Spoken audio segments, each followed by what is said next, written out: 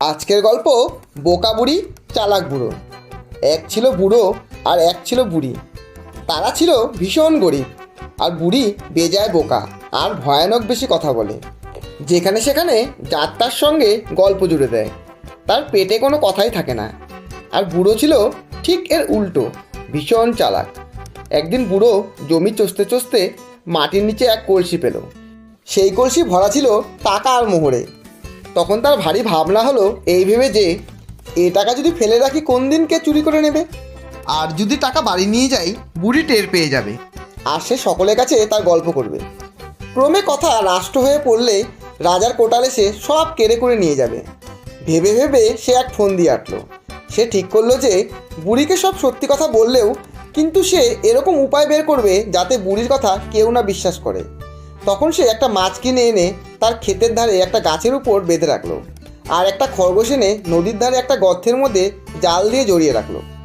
তারপর সে তার স্ত্রীকে গিয়ে বলল, জানো, একটা ভারী আশ্চর্য খবর শুনলাম। গাছের ডালে নাকি মাছ উড়ে বসে, আর খরগোশ নাকি জলে খেলা করে। আমাদের গণক ঠাকুর বলেন, মৎস্য বসেন গাছে, জলে খরগোশ নাচে, গুপ্তরতন খুঁজলে পাবে, খুললে তারই কাছে। বুড়ি বলল, তোমার যেমন কথা। বুড়ো বলল, হ্যাঁ, তবে বলছি কি, এরকম নাকি সত্যি সত্যি দেখা গেছে। এই বলে বুড়ো আবার কাজে বেরিয়ে গেল। আধ ঘন্টা যেতে না যেতেই বুড়ো আবার ফিরে এসে এবার ভারী ব্যস্ত হয়ে বুড়িকে সে টাকা পাওয়ার কথা বলল। তখন বুড়ো বুড়ি মিলে টাকা আনতে চলল।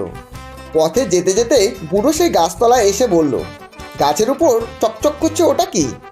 এই বলে সে একটা ঢিল ছুটতেই মাছটা পড়ে গেল। বুড়ি তো অবাক। তখন বুড়ো বলল, নদীতে জাল ফেলেছিলাম, মাছ টাছ কিছু পড়লো কি না দেখে আসি। জাল টানতেই ও মা, খরগোশ যে! তখন বুড়ো বুড়িকে বলল, কেমন, গণক ঠাকুরের কথা আর অবিশ্বাস করবে? তারপর কলস ভর্তি টাকা নিয়ে তারা বাড়ি এলো। টাকা পেয়েই বুড়ি বলল, ঘর করব, বাড়ি করব, গহনা বানাবো, পোশাক কিনবো। বুড়ো বলল, ব্যস্ত হয়েও না, কিছুদিন রয়ে সয়ে দেখো, ক্রমে সবই হবে। হঠাৎ অত কাণ্ড করলে লোকে সন্দেহ করবে যে। কিন্তু বুড়ির তাতে মন ওঠে না।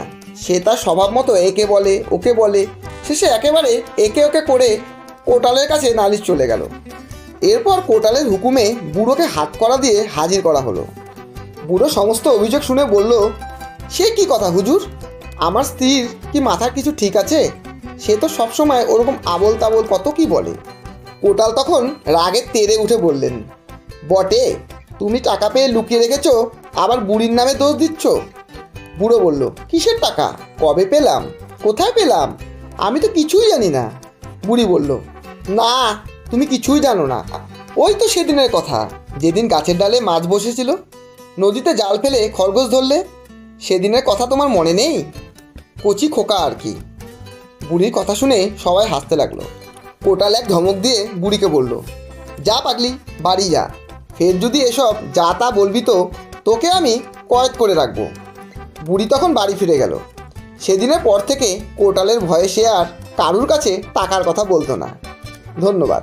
গল্পটি যদি ভালো লাগে একটা লাইক অবশ্যই দেবেন, এবং বন্ধু ও প্রিয়জনদের শেয়ার করে চ্যানেলটি সাবস্ক্রাইব করে পাশে থাকবেন।